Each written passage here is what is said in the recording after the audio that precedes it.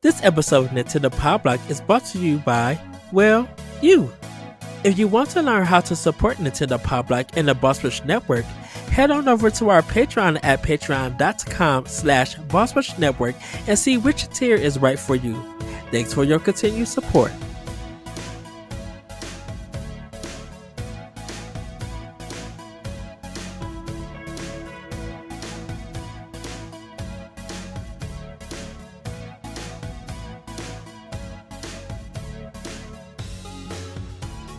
Hello everybody, welcome to Nintendo Power Block here on Boss Rush Network. I'm your host, the Nice Excited ADV. Joining me is the one, the only Bossman himself, Mr. Corey Derrick. Hello, good sir.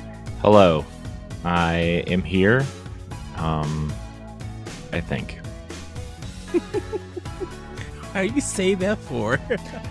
I'm tired, man. It's been like a really long, strange week. And I'm just ready for it to be over.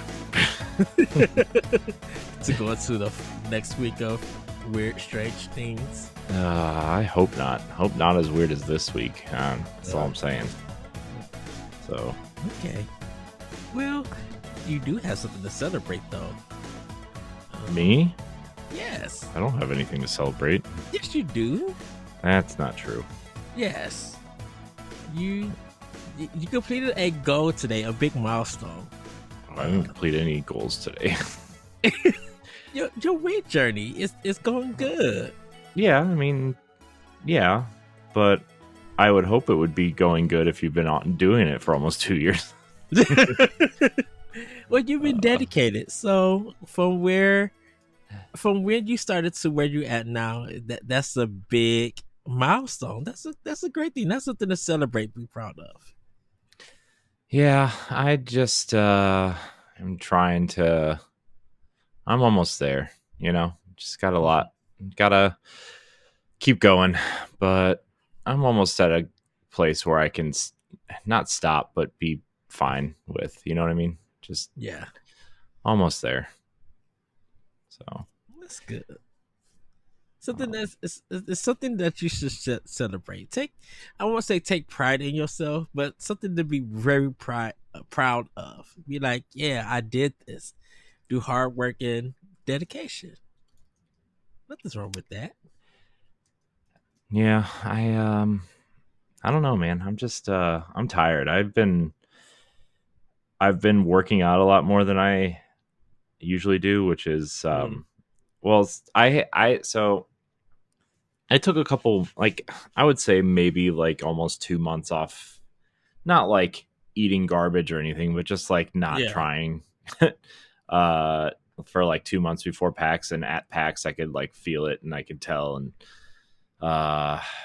after PAX I started working out and doing the diet thing again. And I mean, since PAX I've lost 12 pounds, so that's one goal, I guess.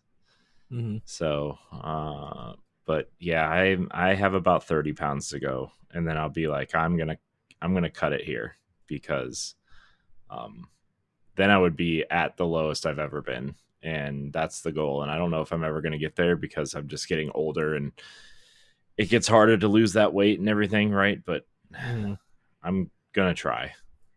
I'm going to try to do it before my birthday too. So I have exactly 8 weeks to do it.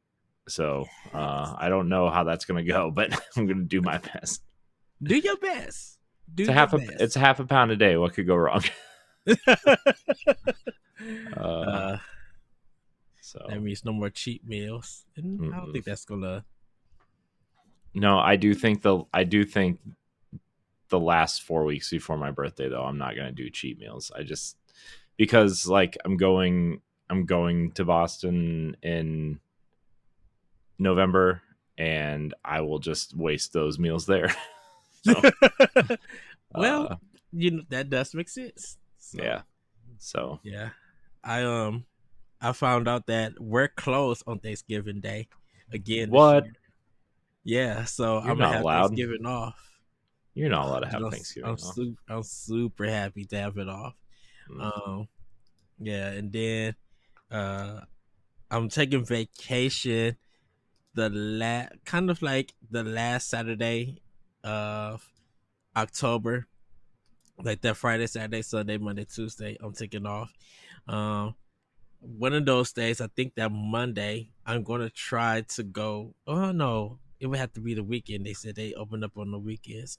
I want to go to a train museum that's in like Union, Illinois. I think that's the name of it. That's the name of the city. Um, I want to go to the train museum because I haven't been there in a long time. And I'm a big person who loves trains. Trains are like one of my favorite toys that I had growing up as a kid. Hmm. Outside of Nintendo stuff, and it's weird because you would be like, okay, a person who loves trains, and yet you haven't played Train Simulator and stuff. Well, You don't really need to do that, do you? right? No, not really. I'm like with the simulation games. I'm such a roller coaster tycoon kind of guy. Like really with roller coaster tycoon, we discussed this many times. It's building the roller coasters because I'm fascinated with roller coasters, their design, the way they feel, all of that. I'll just Hmm.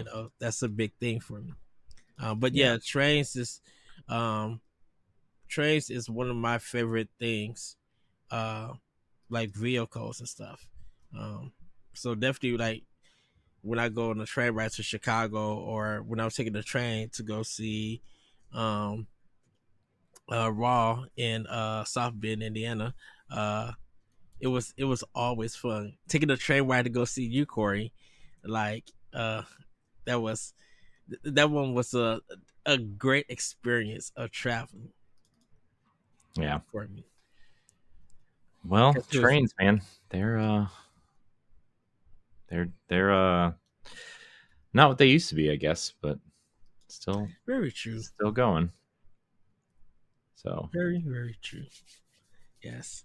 So everybody, fall has arrived.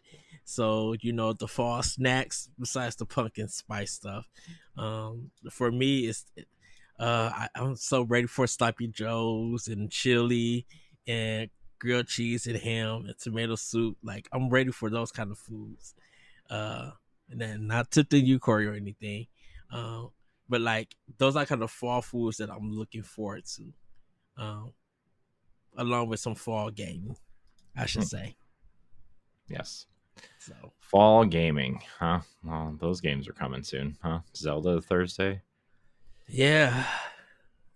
That'll be Mm, exciting. Hopefully. Hopefully yeah. more exciting than a game I'm going to talk about soon in a couple minutes. Well, Yikes. That's all I have to uh-oh. say. Well, Corey, you ready to get into some housekeeping? Because we got a great show for you guys. We um do. Yes. So, if you want to support Nintendo Pop Like and other podcasts, you can go to our Patreon at patreon.com/Boss Network. Subscribing to tiers on our Patreon can grant you perks like the new exclusive post shows, voting rights for Sporticast, and video game book club, exclusive question threads for Spotlight Podcast, early access to After Dark, and more. As always, though, your viewership and listenership is enough for us. Subscribe to the Boss Rush Network on YouTube and like this video. If you listen on Apple Podcasts or Spotify, or even if you don't, leave us a rating and a nice review on those platforms. You can find all of our banters, features, listener codes, reviews, and more on our website, bossrush.net. Hmm. Uh, so Corey, do we have any current or upcoming content, spotlights, or anything? Well, we just recorded a spotlight with Billy Basso, the creator of Animal Well. That should be going up. If not this week, then next week. We still have to send him a copy of the interview to to okay it, right? Because Mhm. he has a publisher, and he Yeah. didn't say anything that needs deleted, and he kind of confirmed that. But it's always a gesture that we um, you know give to the people we interview, because we don't want we want to have good relationships, and those good relationships are more valuable to us than having that breaking news of something that small to Yeah. where people aren't, you know. But that's coming up. Um, Also, I am working on scheduling way forward for 2 more spotlights for a couple games. I don't know when these are happening. I'm just throwing these out there. And Finish Line Games, and I know Stephanie has Warhorse Studios, who is the developer behind Kingdom Come Deliverance, Mhm. and the studio behind that. What's it called? That kind of like 90s PC simulator thing. Um, I don't know, Stephanie's got quite a few, and then the Dead Space Book Club is coming up, so all that stuff's coming up. Well, by the time you guys see this video, I will be appearing on A Gamer Looks at 40, a Retro Stories podcast. I don't know what the episode's going to be dropping, but we're going to be talking about our time with Final Fantasy VII. When it came out on PlayStation 1, I'll be talking about my time with the game, my history with that game. So I'm definitely looking forward to having that discussion, and I cannot wait for you guys to hear that discussion for it. So and then I'll be having some more banters, and I'll be finishing my pack stuff up. We kind of had some scheduling issues at work at some places, so I had to fill in and do some things, so I wasn't able to work on my pack stuff. But this week, everything is kind of back to normal, so I'll be able to work on the rest of my pack stuff and then give you guys banter. I so Corey, I was kind of upset about finding out Vince Zampella or is Zampella, doing yeah, for doing Battlefield 6 for Respawn. why? Um He's been in charge of Battlefield for almost 5 years now. was he didn't do the 20 he didn't do that last one, did he? Executive Oh, he produced did. it. Yeah, Oh. Well, he's in charge of Battlefield. He's like in uh charge of all of EA's shooters. He's like in charge. He's the guy. okay. Cuz I didn't know that he did 2046. I mean, Um he didn't do it. He wasn't like the director or anything, but he was a producer on it. okay, yeah, this one I think he's directing, or he might be producing, executive producer also. I just know that his name came up, and he there's a story out there that he's talking about that he praised the Nintendo Switch, Okay. and I was kind of upset about that. Um, Because he has total control on which games come out on which consoles. So you should be no, mad no, at. no. It kind of went from him praising the Nintendo Switch to when the senior director or the one guy made that statement about the Switch in Titanfall 2, and just the way that when Switch came out, the way that he just tore into the Nintendo system, and then it's so weird to see that 7 years later that the person head of Respawn is kind of praising it. I'm just like, but you just let this one person just trash a system that hasn't even had time to grow, and now it has grown. It's sold millions. It's still selling. It's still doing well, and now you want to praise it. And I kind of feel like you 7 years late, dude. I mean, how many times have your opinions changed on something in the last 7 years? Though Um, a lot. yeah, they have changed a Okay. lot. Well, not Grand Theft Auto. People can Um, change their opinions on things. but it was. I think my thing was just like, why Also, didn't you? he's probably trying to build a nice working relationship with Nintendo so that they can put their games on the next console. But So but there's multiple it angles to feels that. it feels like it's once again it's too late. Why It's would you want to do it now? it's I not mean, too late. you're That's what seeing a people said hundred. about Nintendo when the Wii U was out. It's too late for them to come back, and guess what? The Switch came out. So Yeah, well, the Switch changed the whole gaming industry. Everything is trying to be like a hybrid console in a sense. Um, yeah, but it I was don't know. just I think that's just not something worth getting upset about. well, it was. I think the upsetting part for me personally. I think it was just like you let this person on who worked on one of your games, just say some crazy things, and it felt like there was no repercussion. I So, mean, it wasn't crazy in 2017, summer of 2017. It wasn't. Nintendo was not doing great. I mean, the Switch was started to become popular, but it wasn't mm, like what it is until, like a year later.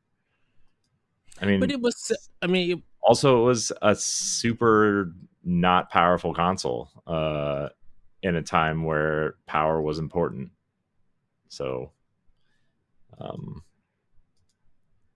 that's another thing. And I still don't think Titanfall 2 could run on the Switch.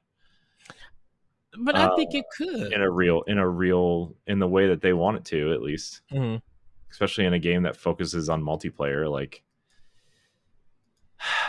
it's not a great console for online multiplayer games, at least. Mm-hmm.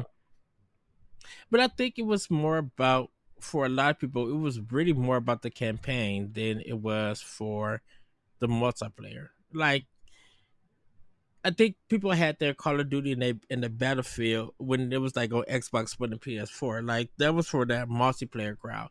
But it's just like for a first person shooter campaign, Titanfall 2 was so strong.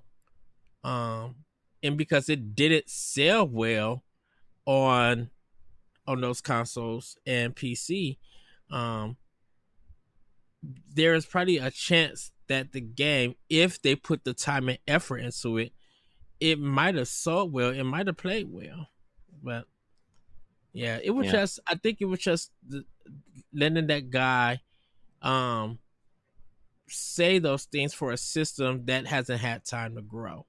And then you as the head of the company just saying um that you praise Nintendo and regardless of what people think about Apex Legends on Switch and everything, it just feels like once again JoJo so a little too little too late for me.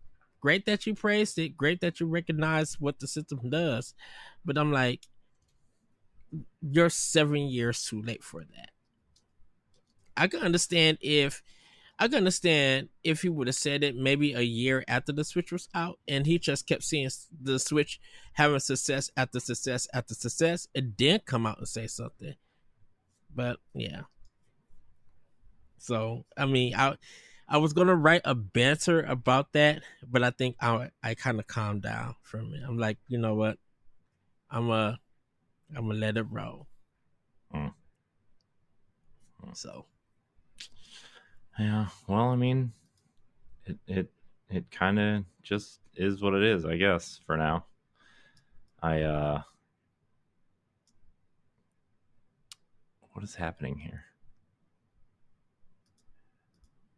so Sorry, I got a weird thing pop up. No, I just don't think it's all that. Um, I don't know. I don't feel like it's that important at this moment. To be fair, it is what it is at this point, and I think EA and Vince Zampella want a good working relationship with Nintendo, because Nintendo is popular again, and they want to be able to put stuff on that console when they can without any sort of repercussions. So that's what's going to happen. And is that okay? Is that fair? I don't know. That's just what's going to happen. I don't know. It's just yeah. I think my opinion with EA and Nintendo is that we it's well documented on this show. Your opinion of Yes. Nintendo on this show, well documented. I even have a boss rush banner on that. So, Great. but yeah, I mean, it is just like you said. It is what it is. Yeah. Uh, I mean it. I mean it just it is what it is at this point. It's just who knows? I mean, if Call of Duty starts coming to Switch, then they're gonna want Battlefield to come to Switch, right? They're not gonna want Call of Duty to dominate one platform. true. So Because I don't think that's how I see it at this because point. I don't think the 10-year thing has started yet. I think it's to maybe the successor. Is my assumption. Oh, I yeah, no. No, but I think the next Switch console, from what I've been hearing, which we'll talk about in a little bit, but Mm-hmm. some of the stuff that's going on in there is more powerful than a Series S, so which is exciting. It's really exciting, the potential of the games that could be coming. Mm-hmm. So especially if they keep that console at 1080p or 1440p. Ah, I think we talked about it. Definitely, I'm down for a 1440 if they could get it. I mean that. Well, their Nvidia upscaling will do that. I'm not worried about that. So Yeah. uh, So yeah. yeah. Well, Corey, how about we get into Nintendo? Yeah, I suppose we could do that, huh? And I'm going to start this one because it's been hot last week. I'm like, oh, good googly woogly. So I have some Baskin Robbins sherbet ice cream. Um, I got some Triple Hoy soft cookie s'mores, which I gotta say the marshmallows that's in the s'more taste like the marshmallow from Lucky Charms, and I love Lucky Charms cereal. My Because you're a mom, child. I'm just kidding. Everybody I likes mean, Lucky Charms. it is true. Uh, um, my mom she cooked some baked chicken which was kind of spicy.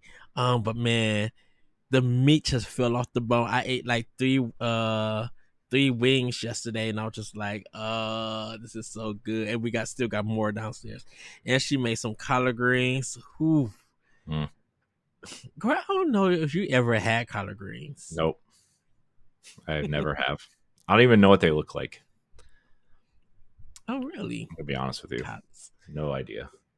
I wonder how, would you ever have a soul food dinner if someone cooked it for you? I mean, it depends at this point. I'm very picky at what I eat, so and Mm-hmm. it's not a race thing, everybody. It's just I just don't.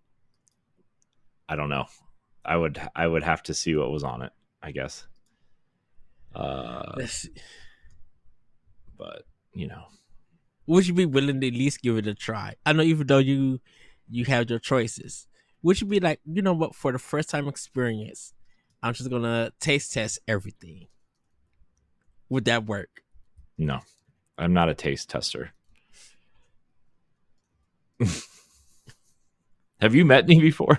Yes, I have met you. Uh, okay. Okay. And then spaghetti and meatballs I had also this last week, which was really really good. Man, that mug put me out sleep. I was like, Uh, oh. sure, it did. That is one food I do not care for. Spaghetti and meatballs, I do not like Italian food, like most of it.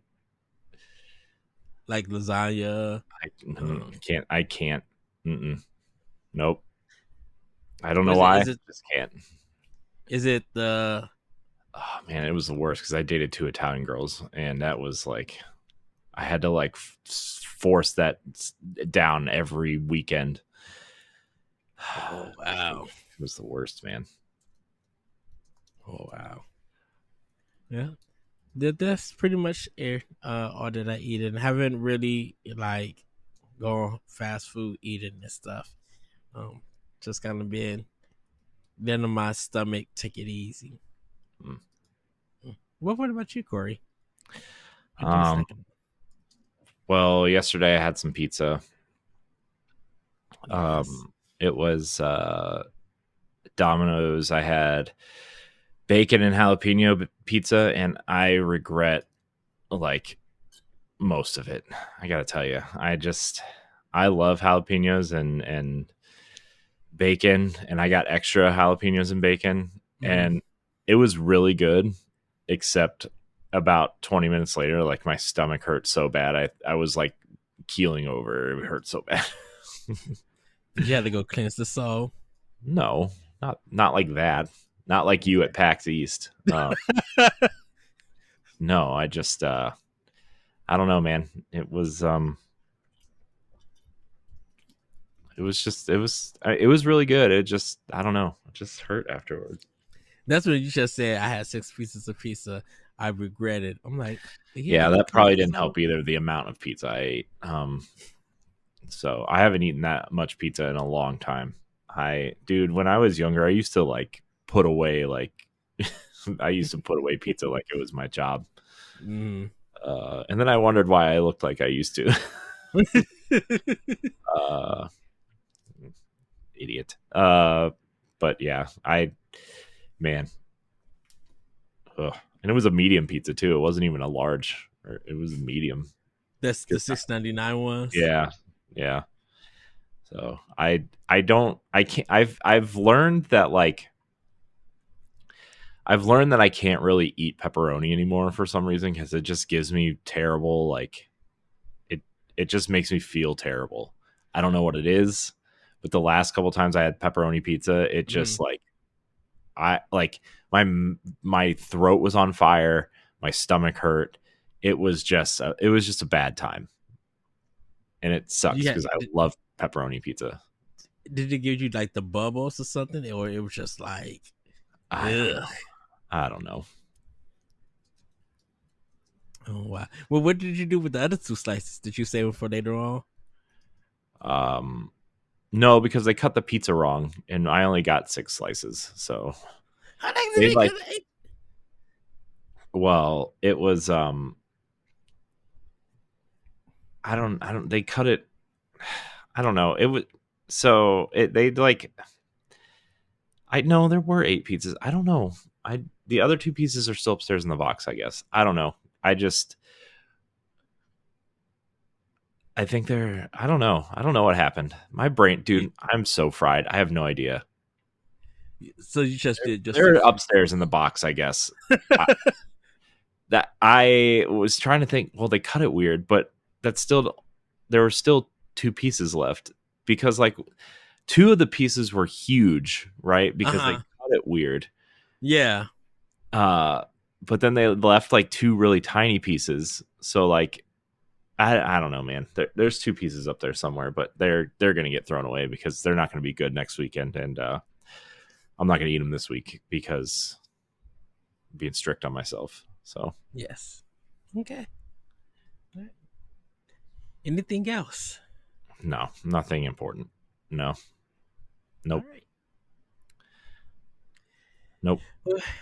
Well, everybody, it's time for playing with power. Corey, where have you been playing with power? So I don't remember if I said this the last time we recorded or not, but I finished Link's Awakening. Yes. I did talk about that last time. Okay. Yes. Um, and I've been bouncing a lot between games because I haven't figured out what I wanted to play between now and Zelda. Mm-hmm. And I was really looking forward to the Plucky Squire, and so I started playing it. It's not very good. And then I encountered a bug where there's this puzzle, probably about 45 minutes, well, probably like 20 minutes into the game, but I'm very slow in exploring and everything, where you have to go through this puzzle and give some cat some treats so it hawks up a key so you can open a door. Spoilers, I guess. But I did that, and then I got caught in the hitbox of the cat, and so I couldn't leave the area of the cat. It just wouldn't let me move outside of the cat. So I Mhm. was like, okay, well, I'll reload my last save. Well, guess what, Ed? I had to restart the entire game. So I did it. I went through it again and I did the puzzle, and then I got stuck in the hitbox of the cat again the second time. And I'm like, well, I don't want to play this now because I'm mad and it's not that good anyway, which I'm really disappointed because I was really looking forward to it.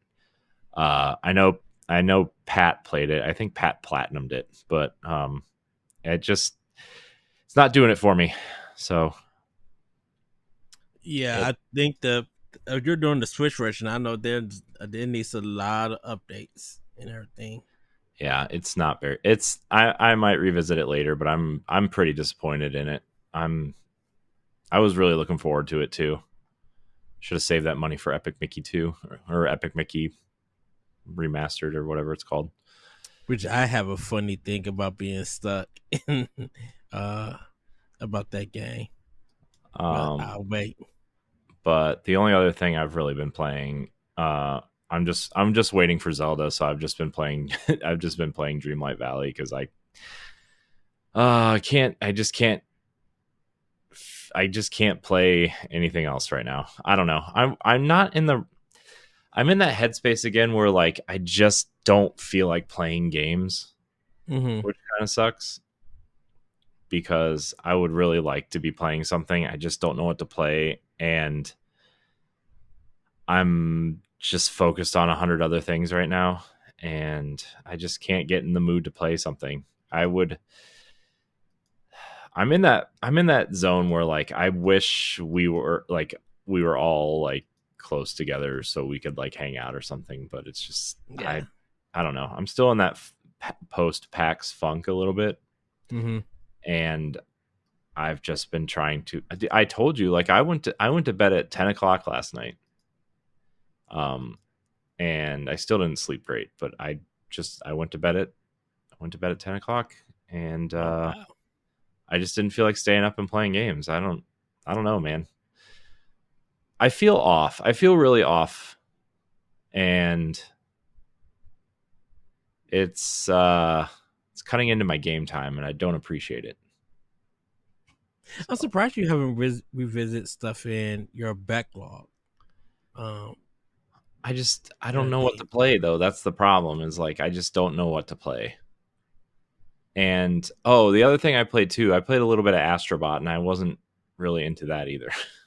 Oh no. I wanted to be because it looks cool, but I wasn't into it. Um, yeah, so I don't know. I've actually been thinking about getting rid of my PlayStation and just getting a Steam Deck or something. To be honest, Hmm. because the only games I care about on PlayStation are already on Steam Deck, so uh, or on Steam, and I would just play them there.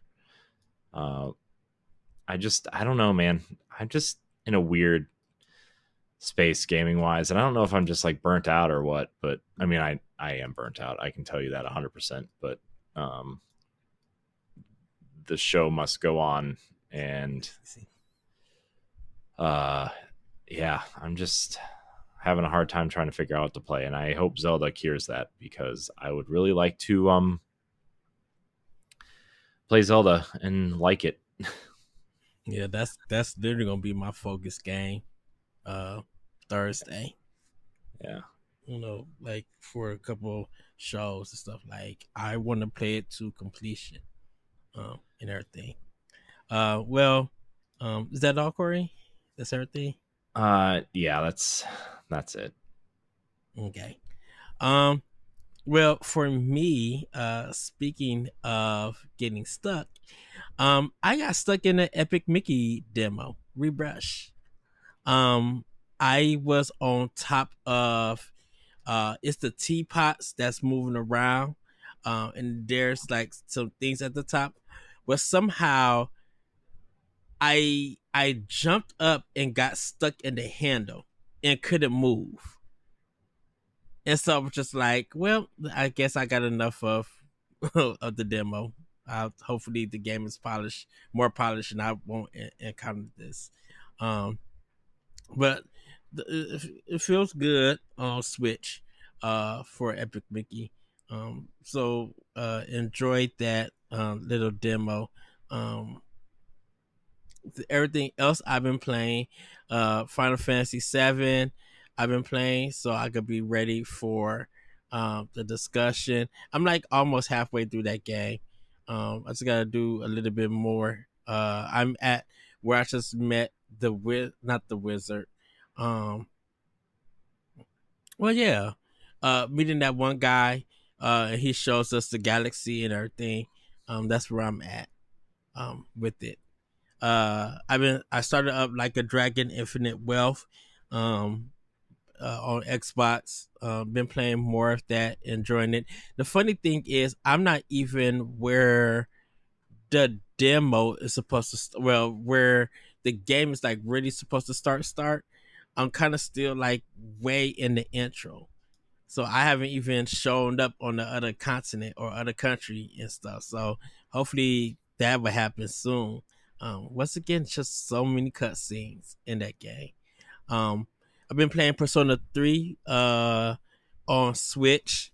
I am getting to the point where the game antagonist really shows up in it. So I'm getting to that point, meaning that I got like 8 more months that I need to finish some stuff because I think you get a year um, to get to the end of the game and stuff. So like I said, I beat Persona 3 fast on PlayStation 2. So I kind of know what I need to do to get this stuff going. Um, but I'm like, Persona 3 is a very weird one on how the plot goes because you really don't get to a plot till you meet the three antagonists of the game and everything. So, I started up God Eater 3 on Switch. I had that just in my backlog for a long time, so I just wanted to start that. I'm close to the end of Fair Room 2. I gotta fight one more piece, and then I gotta fight the final boss, and I'll be done with that game. And then I could go to Fair Room Origins, and try to beat that. I'm playing the Fair Room Collection, everybody. So that's a game that's been on my Switch, so I'm trying to finish that. And then I started up some just to have some fun. Street Fighter 3 Third Strike from the Street Fighter collection on Switch, the arcade one. Just uh need to sharpen up my skills again because it's been such a long time that I played it. Um, that I was just really just playing around and having fun. I really wasn't like focusing, didn't care if I run or loss. But I'm just like, I need to get back into this game and focus and take time. But I played with Ryu and not Akuma for it. So yeah, that's pretty much what I am playing. I know Echoes of Wisdom is the big game, but hopefully this week I could pick up Star Wars Outlaws, Vision of Mana. I think the Plicky Squire, I'm going to wait and hopefully that game gets patched. Um, Yeah. If you have if anybody out there has PlayStation Plus Extra, it's part of the extra program right now. So mm, if you don't feel like we've sold you on the game, you can try it out there. yeah. But And then there's a game called Bakaru. Um, that was on the last Nintendo Direct that was in June. mm, That one, it was in the it was in the Japanese one, uh, but it just ended up getting localized for here. And it's from the creators of The Legend of the Mystical Ninja. mm, Um, so they have a new game out. I need to buy that one. That was a game that I was waiting for when I seen it, but I didn't expect them to localize it and bring it here. But that's another game that I've been waiting for. So I kind of got some games in line that I need to pick up. Like I said, along with Echoes of Wisdom, because I know next month is going to be packed. Metaphor Fantasia is going to be a big one. um, I guess Silent Hill 2 is a PlayStation exclusive. mm-hmm. Yeah. For a year. Uh, so I could wait on that. I don't think Xbox got anything. I know they got Microsoft Flight Sim coming, but I don't think Oh, Microsoft got anything planned or third party stuff coming. well, we'll know on this week Tokyo Game Show. The Oh rumor yeah, is Final Fantasy VII remake, the 16 and the Pixel remasters are all coming. Is the rumor okay. right now, which would be great because then I could really get rid of my PlayStation 5. uh, Oh, and Space Marine 2, Warhammer 40K, I need to pick up also. I heard that game Uh, was really good. I would like to play that yeah, very much. I really liked that first one on 360. I wish it was backwards compatible. I don't know why it's not. Um, yeah, I never got a chance to play. Well, I didn't own the 360 at the time. Um, I do know that it is on um, Steam. The first one, it's still like $60 though. So mm, yeah, I could watch a playthrough. I'm fine. But yeah, two, I do want to play for it, and then I am probably making my list for a PlayStation Pro on what game to get. Definitely Astrobot is one I'm going to get. Um, and then I'll probably just like rebuy like Horizon and Ghost. Just see how much they cost. If they're cheap uh PlayStation Network, I'll get it there. If not, or the PlayStation Store. If not, I won't worry about it because I like own them for PS4. yeah. So and everything. Well, Cause you can just well, pay the $10 upgrade and get the. I can't Uh, because all my versions are physical. you can And still buy the $10 upgrade for if you have a physical one. If you have a physical edition, it just applies itself to the disc, or it applies itself to like as a DLC patch. mm-hmm. And once you put the disc in, it'll read it as the upgrade. But I'm not buying the disc drive for the Pro. Oh, well, then you know what, Ed? I don't know what to tell you. Okay, go. So I don't know. I'll sell you mine, my PS4 or 5. It's cheaper. what would you do with the money? Get a Steam Deck, or Byleron's ROG Ally, or uh, more importantly, pay for any upcoming trips that I may or may not have. So that would be the smarter move. The true thing. Yeah, but I don't know. I'm just in this really strange headspace of what to do with stuff. Oh well, Yeah. it's fine. Yeah. Well, I definitely if Rebirth come to Xbox, then I won't worry about it. If not, then I'll definitely get Rebirth on PlayStation, on Pro, Hmm. um, and everything. So Yeah, that's a game I still want to play, but I need to finish the first one first. I know I yeah, don't have to, but I need to finish the original first before I play those. I yeah, I need to. re-downloaded it. Maybe I'll start playing that again. Okay. We'll see. Who knows? Who really knows? Who knows? Well, Corey, how about we get into Femi News? Take it Oh, away. oh, sorry. I didn't mean to yawn. I'm just tired. Life's tough. Get a helmet. All right. Our first story comes from Wow. the a little late to the party, but Nintendo and the Pokemon Company are filing a lawsuit against the Power World developers, Pocket Pair. They are filing a patent lawsuit against Pocket Pair, and a lot of people were wondering why this didn't happen. What, 6 months ago when the game came out? Yeah. But they the gist of the argument goes into, well, they didn't have any trademark infringement, so let's find something else. And they're apparently finding some patent infringement, which is Mhm. I don't know what The I patent parts they haven't said anything, so yeah, that's the one I we're still ready for. yeah. So Richard Hogue. So if you don't know who he is, he's a lawyer based out of Michigan, but he also has a YouTube channel called Virtual Legality, which kind of dives into the legal aspects of the video game industry and kind of the interesting or important parts of that. And Mhm. he actually had an interesting tweet that he said, uh, probably going to need more specifics before I can comment more completely, but Power World is such a different type of game from Pokemon.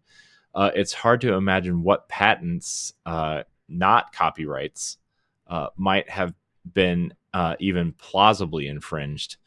Initial gut reaction is Nintendo may be reaching, which I think is a lot of people's thing. He actually specializes in business law, American business law, and so uh, yeah, I don't know. I feel like Power World is such a different game, Yeah. right? That like, Mhm. what are the? I mean, I don't even know why this is a thing. I don't know if Nintendo will. I mean, Nintendo wins a lot of lawsuits, but I don't know if they're gonna win this one, because I just don't know what they're gonna do unless there's some sort of capture mechanic that they're using. Pocket Pair did come out and say that um, they don't know, they are unaware of any patents that they may have infringed on, because Yeah. they developed this not as a Pokemon game. They said it's, their obviously their designs are highly inspired by, but not, it's a survival game. It's not a RPG, right? So G I don't battle. know. Yeah. I don't know. And the thing about it is that Nintendo name was added to this. Is really the Pokemon company who is suing them, and this is really Japanese law. Everybody, so they do things different than the way that we would see it and everything. But I think the headline is because Nintendo's name been added on it. Everybody goes for Nintendo because Nintendo and lawsuits. People have seen what Nintendo could do when it comes to the law and to the court. You know, uh, Mhm. so I'm like, just everybody. I know people are been dogging Nintendo and calling them evil and all of this and all of that, but I'm like, for this one, I'm like, it's really the Pokemon company. Nintendo name is just attached to it because once again, Nintendo doesn't own Pokemon. Uh, the Pokemon company does. So if they ever wanted to take it off Nintendo's console and put it on somewhere else, the Pokemon company can. Yeah. So So I don't know. We'll see. I think I don't know. I don't know. I don't know. I don't know if they really have anything to go after unless there's just really something behind, like way deep that we just can't see or understand right now. mhm, yeah, Anyways, we're gonna keep an eye on that, but we're also gonna move forward because there is a Zelda game coming out very soon, and our next story revolves around that. There are, in case you missed any of the videos coming out or any of the news, uh, dungeons are returning to Zelda in Echoes of Wisdom. I don't know if we really thought that they weren't, but in case everybody was kind of concerned that they were going to maybe do this, Tears of the Kingdom route where we have shrines instead of full on dungeons, except, well, I guess Tears of the Kingdom had dungeons, but you know what I mean. yeah, This is more of the traditional Zelda dungeon style thing. So, cool, neat, great. I'm very ready for this game.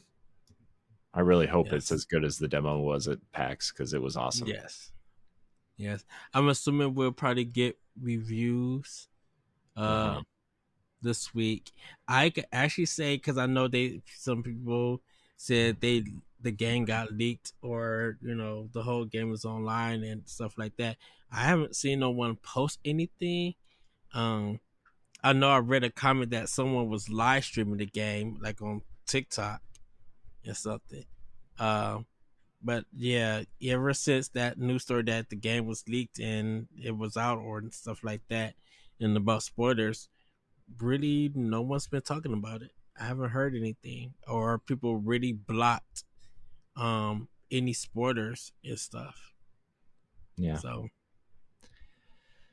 Yeah. Well, I mean, we'll see. I'm excited. I hope. It seems like Grezzo was confirmed to be the developer. I don't know why that developer, was a surprise to anybody, but right? very excited to see what they can do um, with this. So I know one of the things is because I know people are ready for the reviews. Is there a chance that it's going to be a 89, or is it going to beat um does that have a chance to beat Astrobot for Metacritic or tie it? I know that's kind of like the big thing, but I don't think it's going to be Astrobot in the rating Metacritic space, but I think a lot of people are definitely going to enjoy this game. mhm. You know, Yeah. Um. Yeah. So where was I going with this? I was going to say something and then I lost it. So if I think of it, we'll come back to it. But right now, we're going to talk about the Switch 2. As many people have found out last week, the Switch 2's supposed design docs, the CAD design docs, which I haven't seen CAD designs in so long. CAD is uh, a term that usually architects use for computer aided design for designing buildings and the architecture and the kind of the stuff that we don't think about when houses are built in other yeah, buildings. And computer aided design, I took a lot of CAD classes when I was in college, so that was interesting to see. uh, but a Chinese website claims to have leaked the Switch Successor designs, and they look pretty similar to the Nintendo Switch. The Joy Cons are a lot more rounded, I would say, mhm, to make the shape look actually more Vita esque than anything. I mean, it's not that round. It looks kind of like the Switch and the Vita kind of merged together. yeah, The screen is the 8-inch LCD screen. So somebody 3D printed this also, this CAD design. I don't know if you saw that, and was comparing sizes to this and the Steam Deck and the regular Switch and the Switch Lite, a bunch of size comparisons, and it's a nice size. I mean, it's an 8-inch screen instead of a 7.2, so you get almost an extra inch of screen size. The bezel mhm, on the screen seems to be almost gone, like the OLED, so that'll be nice. Which was like my big kind of knock on the original console was that huge bezel in between the screen and the edge, right? Like that yeah, kind of black border on the screen. screen, yeah. The Which is Joy-Con. which Oh, is weird. I'm sorry, Corey. Before you go on, it was weird because you really didn't see it when I guess I missed it. Like when they first showed up the Switch, it was hard to pay, see it. But then I think when I got it into my hands and I seen it, I'm like, oh, okay, I see where they yeah, going, what they did, and everything. And then when you see the OLED, you be like, oh, you can see the difference. yeah, yeah. So yeah, on top of that, like the Joy Cons, they look like they attach a little bit different, which the rumor is that they are magnetic, right? So Mm-hmm. um, they would look a little bit different than the regular Joy Cons. Some of the features kind of look different. The one that looks the craziest, which is kind of the innards of this console seem to have been leaked as well, like a photo of it, and Yeah. like the looks like a some sort of board and some circuitry going on here. Uh, this, I mean, I would be shocked if the next console did not look extremely similar to this. Even if I hadn't seen this, like, I mean, this is going to be the Switch 2, right? That's the rumor. It's just going to be called the Switch 2. And so Yes. I don't know. I don't have any like surprising opinions on this except that I hope we get to see it soon because it is a I'm ready for it. I'm not done with the Switch because I play it every day, but like I'm ready for Yeah. something a little bit more powerful and something that is new. And there's always something about new hardware, right? And I just kind of want that. I kind of feel like we won't get anything till March of next year when their new quarter starts. And I think I think I'm gonna roll with you on this one, Corey, that Metroid Prime 4 will probably be the connecting game Hmm. for it. And I Yeah, I think mean that seems to be the kind of going thing at the moment, right? Is just that's going to be the connective game at this point. So because I like I mean I don't see, but I don't know though because like I mean I guess the thing is they would have to confirm some sort of thing like Xbox's smart delivery or something of that yeah, nature, right? Of like there's gonna be cross platform games, right? But if you play it on this, it'll be better, and if you play it on the other thing, it'll be better. And they got to confirm stuff like that. I think Metroid will be the real test, but also like I don't know if it will be. I don't really care if it is or not. I just it. because literally out of everybody who would get a development kit from Nintendo for the successor, my bet would definitely be Microsoft because of Call of Duty and Minecraft and maybe some of their other games and stuff. If they decide to put it, then they would be like the for just US, they would be like the definitive to be like, okay, it's happening because they have a development kit, so we know that they're making something for it. Sony probably would get a development kit too because of MLB the Show. I mean, so the other thing too this week that we didn't really talk about was that um, developers and publishers were at Nintendo of America this week. Yes. Confirmed by Limited Run Games, they were there, looking at something secret. So, I wonder what that could be. Um, and I know there were rumors that a bunch of other companies were there, including Microsoft. So, I mean, Microsoft is right across the street. So, I mean, That's not surprising. I mean, this is cool. It's happening. Things are happening. This is very exciting, Ed. This is only our second console launch on this show. I think people are forgetting that, but it's exciting. Yeah, Quite it exciting. is. So, I think it's definitely gonna be a moment when the trailer drops, and hopefully, God make allow this to happen. That when the trailer drops, you working from home, I'm off, or not at work. We see the trailer and be like, okay, do we have 10 minutes to hop on and record something? yeah, 10 Like, minutes. When is anything we've done taken 10 minutes, Ed? I mean, it's gonna be our reactions, like, because you already know our reaction is gonna lead to all the possibilities. Sure. Can it like what's gonna be the launch lineup? Who's like pretty much at this time, most of Japan publishers are already signed on. Bandai Namco, um, Sega, Capcom, Konami, um, who else? Kobe Tecmo.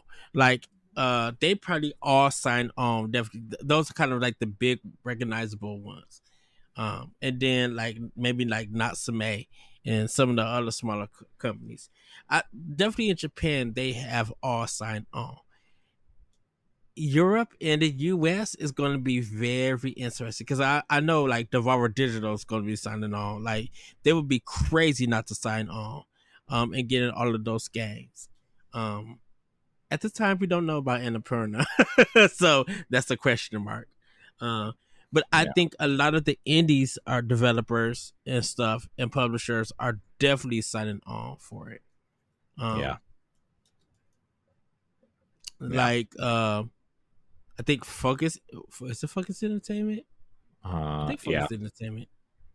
Yeah. You know. Hmm. Yeah. I mean, we'll definitely find out sooner or later.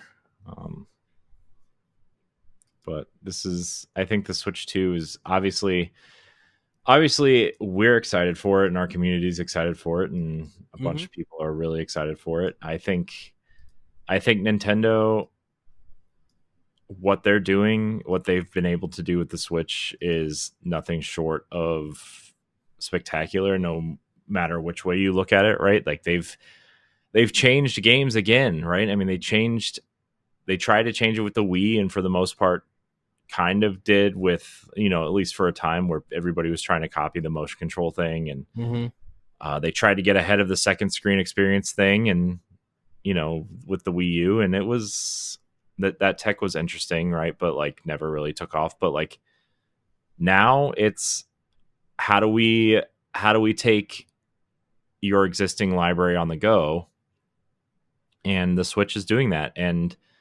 I mean, Gabe Newell came out and said that the Steam Deck is heavily inspired by what the Switch has done. Like the Steam Deck takes your Steam library with you wherever you go, and Mm-hmm. except for like the rare game that has some sort of weird, like Destiny is not playable on the Steam Deck, right? Because of the cheat engine stuff and just a lot of the things they just can't be played on the Steam Deck for some reason. Right. Which is another reason why I've held off on a Steam Deck, is because Destiny cannot be played on it. Not that it matters that much really anymore, but plus, like I could play streaming. I could cloud stream Destiny from my Xbox to the Steam Deck if I really wanted to, but it's and then obviously all these other handheld PCs like the ROG Ally has tried to take all of your PC gaming stuff and put it on one device, and which works to varying degrees of success, according Mm-hmm. to Laurent. And then you have like the MSI Claw and the Legion Go and the whatever else things are coming out, to the point where Microsoft and Sony are heavily rumored to be putting out their own devices on their next generation of consoles. And that would also be huge. I think having that convenience, right? We are in a generation of convenience over quality, quote unquote. Mm-hmm. We have hit the point of diminishing returns on consoles, right? Games will barely look better, they will barely run better. Like, it is not the Super Nintendo to N64 or the PlayStation 2 to the Xbox 360 generation. It is not that anymore, right? I Right. mean, a lot of PS5 games, you look at late generation PS4 games and look at PS5 games, and they look awfully similar. You know, Mm-hmm. they look awfully similar. And it's not anybody's fault or anything. It's just like, this is just where we're at in terms of how great games can look, right? You look at The Graphic Last of Us Part fidelity. 2, you look at, what I mean, there are very few games that you are like, wow, that looks like a next gen game. I think Hellblade is one of those games. Yep. I would say Horizon Forbidden West is one of those games, but that is a PlayStation 4 game. So like, what do I know? It's really crazy what games can do on the hardware that's available. And the way to change the game is to literally change the game, and Nintendo has done that, and Hmm. Valve has done that, and Microsoft and PlayStation are looking to follow suit. Right, cloud is clearly not taking off the way they've wanted it to. Right, especially for Right. Microsoft. So they're looking at new ways to take your library with you. Uh, PlayStation has been putting games on PC. They're putting games on. I mean, they're putting another game on Switch. Right, Freedom Wars. Yeah, everybody was going crazy about Yeah, that. I'm excited for Freedom Wars. I liked Freedom Wars. I've never heard of the game. Oh my gosh, it was a Vita exclusive. It's like It's kind of like a. I don't want to say it's like a Monster Hunter game, but it's like Mm. a kind of Monster Hunter esque mixed with some JRPG stuff going on. I guess. Uh, what do you call it? Oh my gosh, what's that game the other game that came out that was kind of Monster Hunter esque? Anyways, it's basically that, and it's coming to Switch, and it's a PlayStation IP. Now, granted, Bandai Namco is publishing it for Hmm. PlayStation on the Switch, but still PlayStation IP. So that's now three I PlayStation IP that are now on Nintendo consoles, right? I wonder if that was a game that um just didn't come out everywhere. What, Freedom Wars? Yeah, because It came out here. I never got it at Toys R Us, and so maybe that's why I never heard of it. I didn't get it at Toys. I I mean, don't remember. it came out way after PlayStation gave up on the Vita. So Okay, then we probably had stopped distribution with for their games and yeah, I stuff. know the physical copy of that game was relatively hard to find after that initial release, and a lot of people Hmm. just downloaded it. Um, so yeah. Yeah, so many people just like I had so many fun memories with this game, and I'm just like I Mhm. never heard of this game. Yeah, it was a cool game. I really liked it, and then my Vita died, so Oh no. and then I never replaced it because I didn't care that much to do that. But yeah, I mean, I think you're gonna see a PlayStation handheld sooner than later, and I think it's gonna be about as powerful as either a PS4 Pro or a base Mhm. PS5 at some point. And then you're gonna start seeing games scale. You're gonna have to. Uh, and I know developers don't like to do that, but guess what? The games are going to start costing $70 and $80 next generation. You're gonna have to make them scale to hardware because this is the way the industry's going. Um, and it's Nintendo's fault, right? I mean, I'm happy for it, but it's Nintendo's Mhm. fault. You can't not sit here and say that it's not. So, um, I'm ready. I'm ready for the Switch 2. I hope it's backwards compatible. I mean, I think the conversation of backwards compatibility is dead, right? Like these, especially with the push for digital libraries, backwards Yeah. compatibility has to be a thing on every console moving forward, right? And I think Furukawa did say that they want to make sure that it's easier. Like he didn't confirm backwards compatibility. That's why we're still hoping it. But he was just like with everybody's NSO, um, if you subscribe to NSO, your cloud saves and everything. They're hoping that they can make it an easier process for the next successor or going on from now on with NSO, that your saves and stuff carry over, your information stuff carry out over. So if that happens, then yeah, the Switch successor would be backwards compatible. Mm-hmm. And Nintendo knows that people would definitely be buying their systems if they could do it. And right now, they just want to make sure that um that doesn't interfere with their regular Nintendo Switch console sales and Mm-hmm. everything. You Yeah, know, they still want to be able to have like, okay, this is an option for people who may not be able to afford a Switch 2 yet.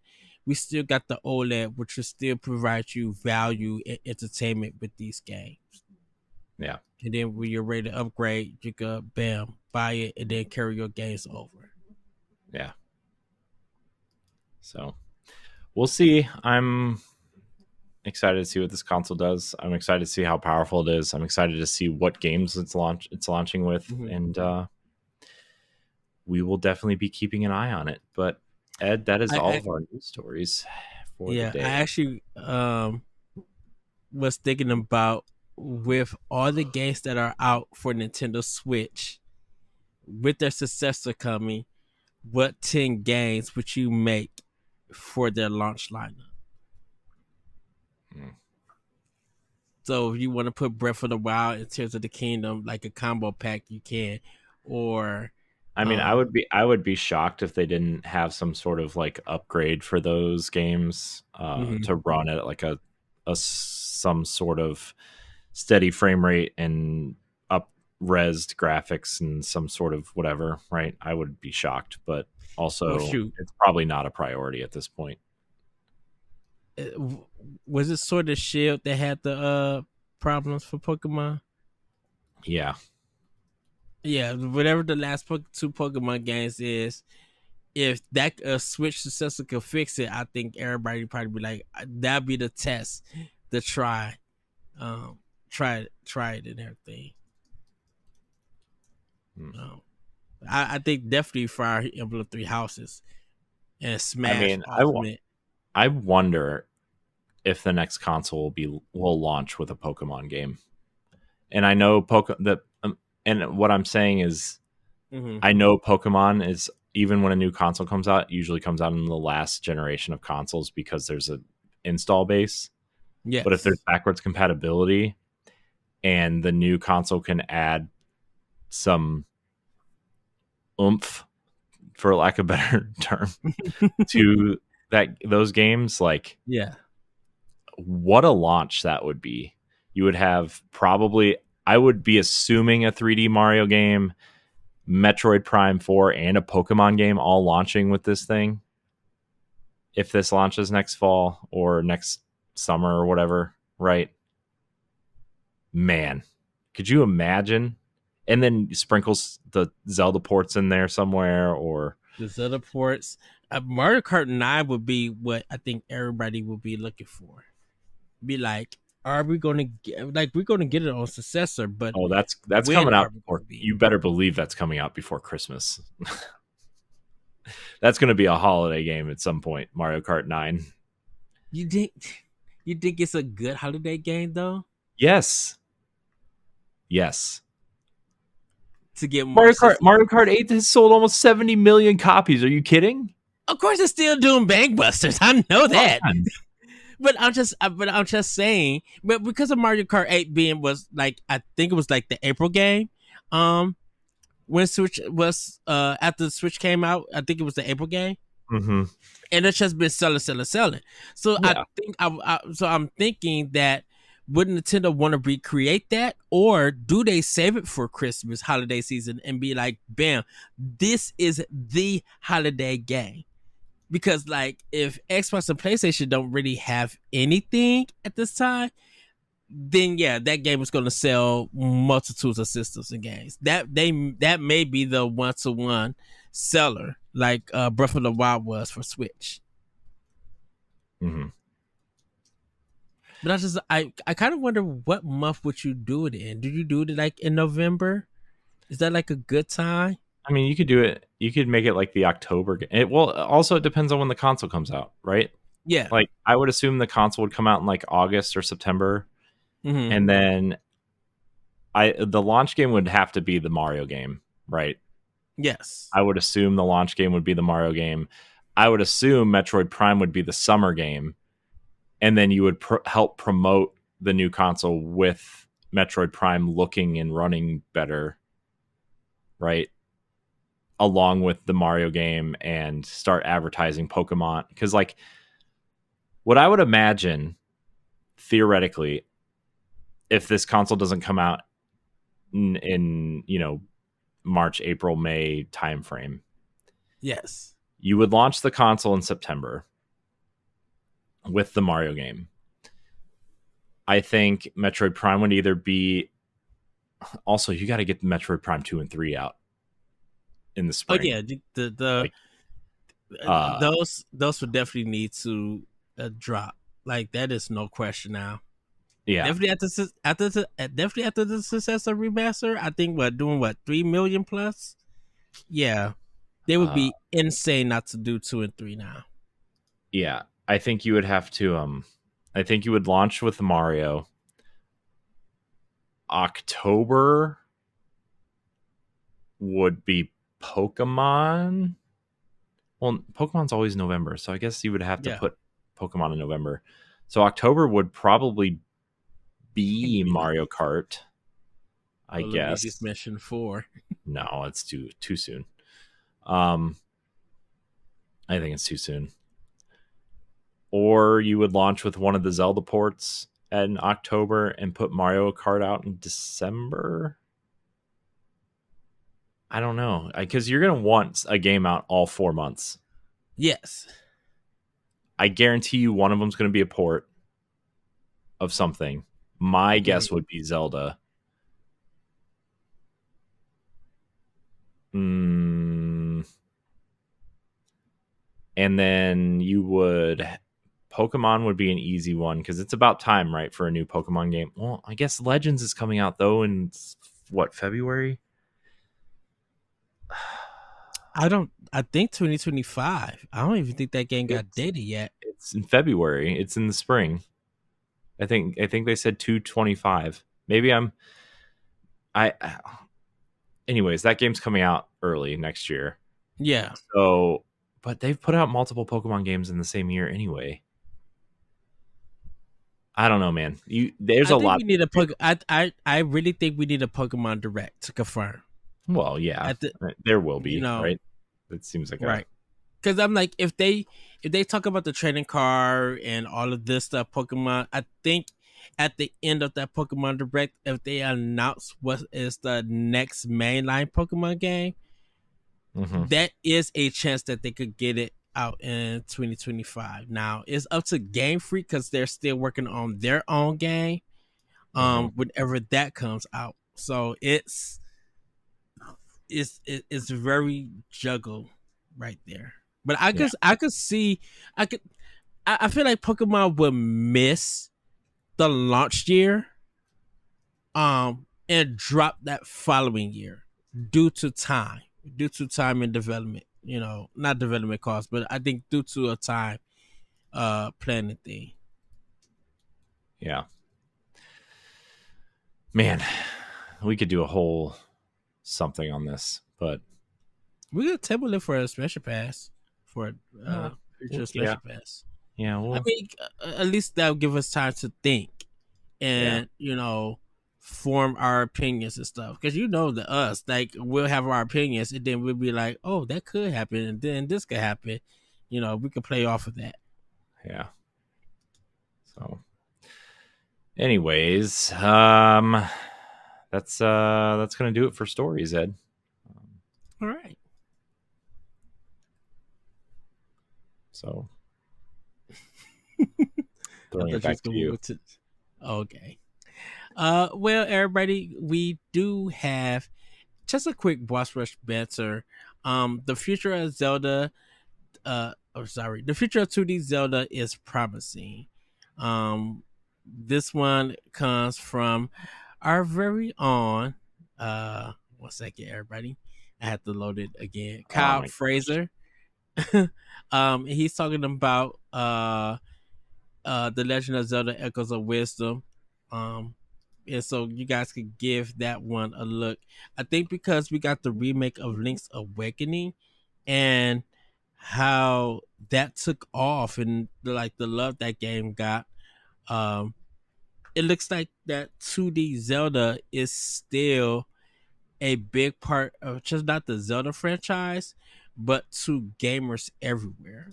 So if Echoes of Wisdom is still a hit, people could see more of the 2D Zeldas coming out in the future. Like Grezzo could be like that main developer of these 2D Zeldas.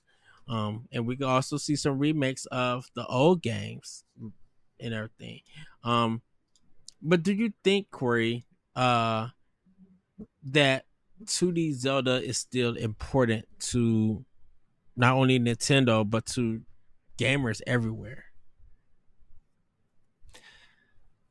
Yeah, I mean, 2D Zelda, 2D top-down Zeldas are. I've seen a lot of support for top-down Zeldas in our community over the years. I am one who prefers the 3D over the 2D. I'm Hmm. just, I'm not.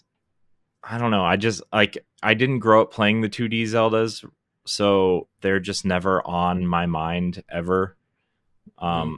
I mean, it's something I would like to rectify at some point. Um, especially the NES and and Super Nintendo games, but I just they're not really on my mind all the time.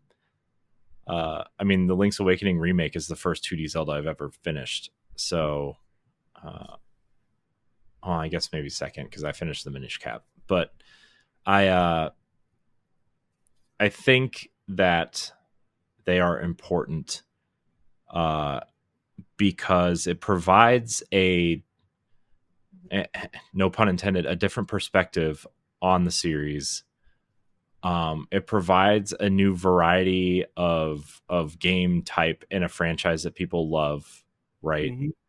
Um, and it allows Nintendo to be more flexible with their franchises, right? Like you have the 2D and 3D Mario games, you have the 2D and 3D Zelda games, you have um all sorts of things that you could do with other franchises. You have spin-off games, you have there's all these things that you can do with all these franchises, and Zelda just happens to have a history in a lot of different uh not a lot of different, but different styles and different genres. And Yeah.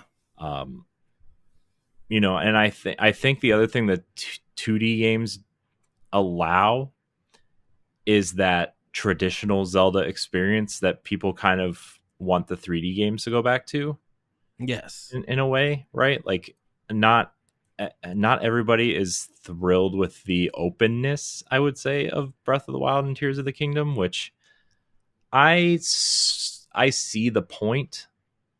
I mean, but that just allows Nintendo to revisit that traditional 3D Zelda at some point also, right? Like you now Yes. have three different styles of Zelda you can play with instead of two. And I think the open world Breath of the Wild games are important. I think they're fantastic. The building was a little much for me in Tears of the Kingdom. I much prefer the simplicity of Breath of the Wild in that manner, but that's me. But also, like, you look at Echoes of Wisdom and see how they're taking that freedom of the 3D games and applying it to the 2D game, but still having the traditional dungeons and the traditional kind of map and everything. So, I think the 2D games allow for a different type of experience for people. And I know a lot of people that are playing Switch with their kids, or a lot of Switch owners are older players that grew up Hmm. playing the Game Boy or the Super Nintendo or the NES and really love those experiences. They defined their gaming experiences as kids. And so that hit of nostalgia is a powerful drug, man. Let me tell you, Oh yeah.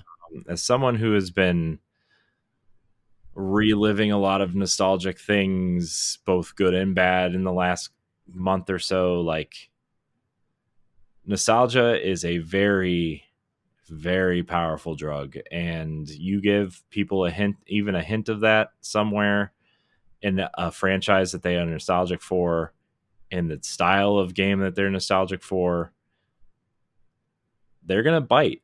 And so I think Nintendo can use that to their advantage and say, and even for newer players or kids or something, right? Like, Yes. you look at Link's Awakening remake or Echoes of Wisdom, and just the way the game looks super approachable for kids, right? Like, yeah, the Yes. mechanics are hard. I think Echoes of Wisdom's mechanics are going to be extremely difficult for children to learn, but they're extremely approachable, right? They look like toys. It Hmm. looks like a diorama and toys, hopping around a toy city and all this kind of stuff. And it's going to do a lot for that. It's going to do a lot for that series, or that game, just the approachability.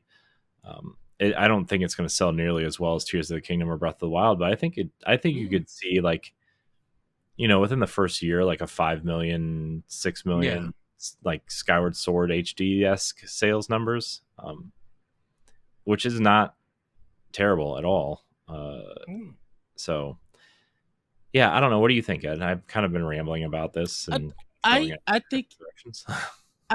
I agree with you with everything you said because I think the 2D Zeldas are still important to Nintendo.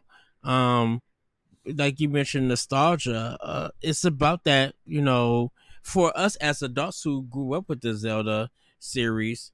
It's our experience with it. It's the memories. It's the talks that we had at school with friends and stuff. Now that we having with communities and other people online, it's just it's that the 2D Zeldas just have something to them that um is easy to identify, and like it really just created like this own kind of lore for people who were able to really dig deep into the Zelda universe. A lot of stuff came from the 2D Zeldas before the 3D Zeldas came out.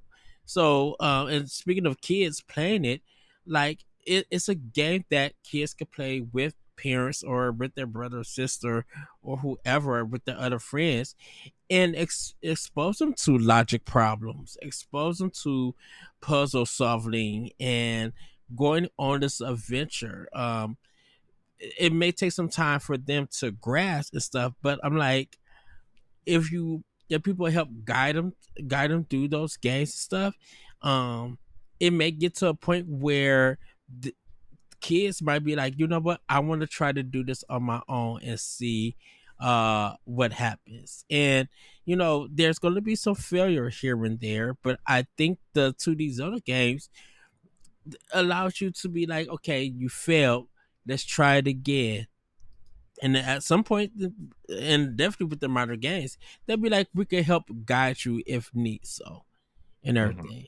um but yeah, it's you mentioned like Mario, Kirby's been through it with the 2D and 3D, Metroid Prime, Metroid with the Prime games, and um Metroid, like the regular Metroid games and stuff, with Dread being like the last kind of 2D game that was out and stuff, that we actually thought that we would never see another 2D Metroid. And Dread came out and was a big hit.